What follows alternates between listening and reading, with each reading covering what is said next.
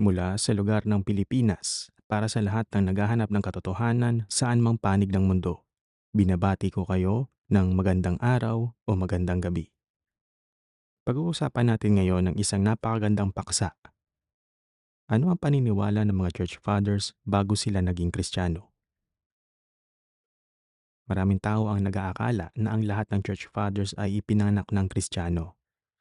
Ngunit hindi ganoon ang kasaysayan. Marami sa kanila ay dating mga pagano, pilosopo o Hudyo bago nila tinanggap ang ebanghelyo ni Yeshaya, ang Mesiyas. Sa episode na ito, titignan natin ang kanilang pinagmulan, kung paano sila naakay sa pananampalataya, at kung ano ang matututunan natin sa kanilang mga buhay. Gagamit tayo ng kasulatan bilang pangunahing batayan habang nagbibigay rin ng makasaysayang konteksto. Sino ang mga church fathers? Ang terminong church fathers ay tumutukoy sa mga unang guro at manunulat ng simbahan noong una hanggang ika-5 siglo. Hindi sila mga apostol, kundi mga sumunod na henerasyon na nagturo at nagtanggol sa pananampalataya laban sa iba't ibang maling aral. Hindi sila kapantay ng mga propeta o ng mga apostol. Ang sukatan pa rin ng katotohanan ay ang kasulatan. Ang sabi sa 2 Timothy chapter 3 verses 16 and 17. All scripture is given by inspiration of God and is profitable for doctrine, for reproof, for correction, for instruction in righteousness, that the man of God may be perfect, thoroughly furnished unto all good works. Maging ang mga Berean ay hindi basta naniwala kahit si Pablo na ang nangangaral. Ang sabi sa Acts chapter 17 verse 11, sinisiyasat nila araw-araw ang kasulatan kung tunay nga ang mga bagay na ito. Ito ang tamang halimbawa hanggang ngayon. Kilalanin natin ang mga church fathers. Una, si Justin Martyr. Isa sa pinakakilalang church fathers ay si Justin Martyr. Bago siya naging Kristiyano, isa siyang paganong pilosopo. Nag-aral siya sa iba't ibang paaralan ng pilosopiya. Stoicism, Aristotelianism, Pythagoreanism, Platonism. Hinahanap niya ang katotohanan, ngunit hindi niya ito matagpuan. Ayon sa sarili niyang salaysay, isang matandang Kristiyano ang nagpaliwanag sa kanya tungkol sa mga propeta ng Israel at sa katuparan ng mga ito kay Yeshaya. Doon niya napagtanto na ang karunungan ng Diyos ay higit sa karunungan ng tao. Ito ang sinasabi ni Pablo. Sabi sa 1 Corinthians chapter 1 verse 20. Where is the wise? Where is the scribe? Where is the disputer of this world? Hath not God made foolish the wisdom of this world? Sunod nating kilalanin ay si Tertullian. Si Tertullian ay lumaki sa isang paganong pamilya sa Carthage. Ang kanyang ama ay may kaugnayan sa hukbong Romano. Nag-aral siya ng batas at retorika.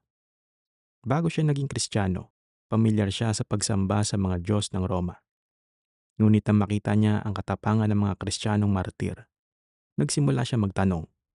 Nakita niyang handang mamatay ang mga Kristiyano kaysa itatwa ang Mesiyas. Naalala natin ang sinabi ni Yeshaya sa Matthew chapter 10 verse 28.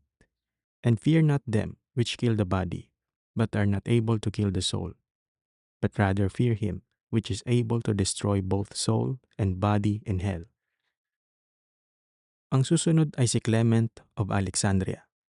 Si Clement ay isang Griego. Lumaki siyang nakapalibot sa pilosopiyang Helenistiko. Malawak ang kanyang pag-aaral kila Plato, Aristotle, at Greek mystery religions. Ngunit sa bandang huli ay nakita niyang ang mga propeta ng Israel ay naglalaman ng tunay na kapahayagan ng Diyos. Ito ang sinabi ni Jeremiah.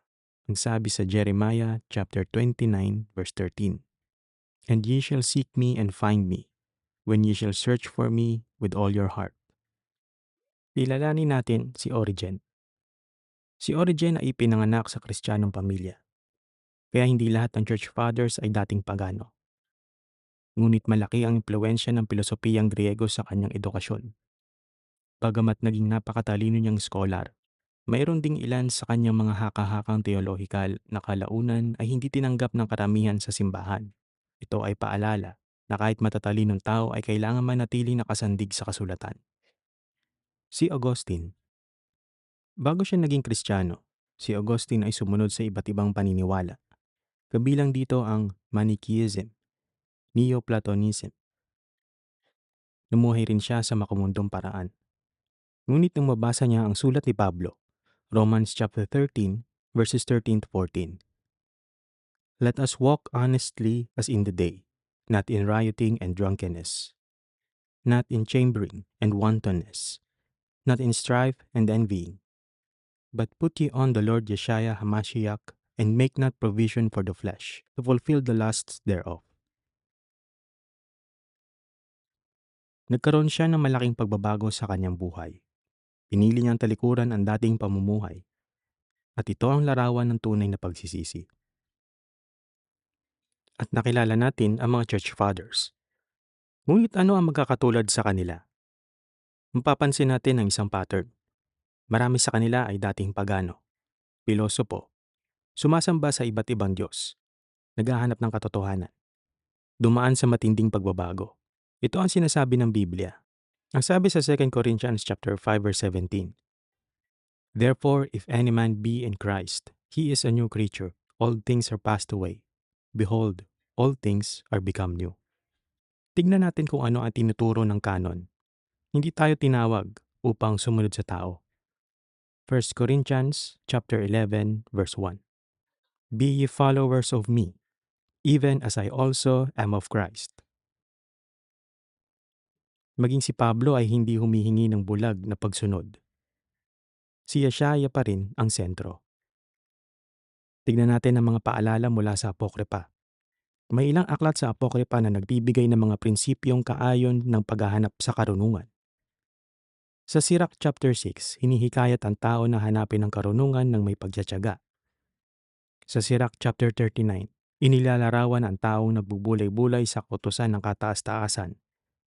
Sa Wisdom of Solomon chapter 7, pinapakita na ang tunay na karunungan ay nagmumula sa Diyos at hindi lamang sa talino ng tao. Sa 2 Ezra chapter 14, makikita ang pagpapahalaga sa pag-iingat at pagtuturo ng banal na karunungan sa susunod na salinlahi. Sa Jubilees, binibigyan diin ang katapatan sa Diyos at sa kanyang mga utos bilang tanda ng tipan. Sa 1 Enoch, makikita ang matinding babala laban sa paglayo sa daan ng Diyos at ang pananagutan ng sangkatauhan sa kanyang paghuhukom. Mahalagang tandaan na hindi lahat ng tradisyong Kristiyano ay tumatanggap sa 1 Enoch bilang bahagi ng kanon.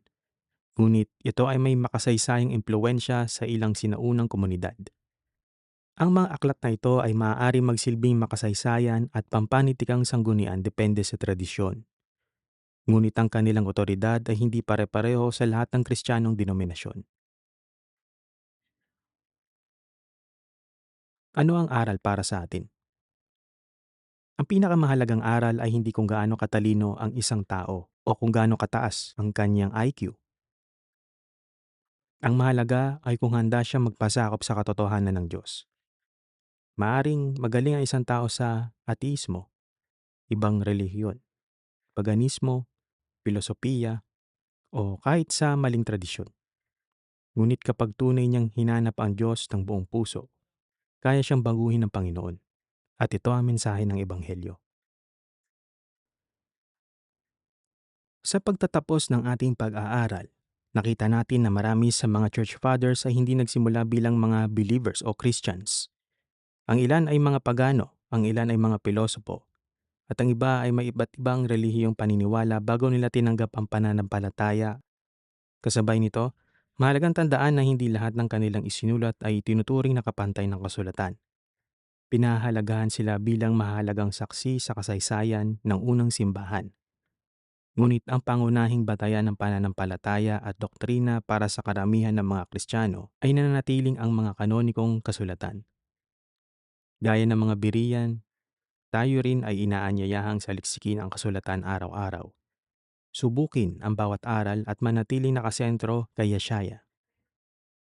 Maraming salamat sa inyong pakikinig. Kung nakatulong ang pag-aaral na ito, ibahagi ninyo ito sa iba upang mas marami pang makasuri ng kasaysayan at ng salita ng Diyos. Hanggang sa muli, pagpalain kayo ng Diyos. Shalom.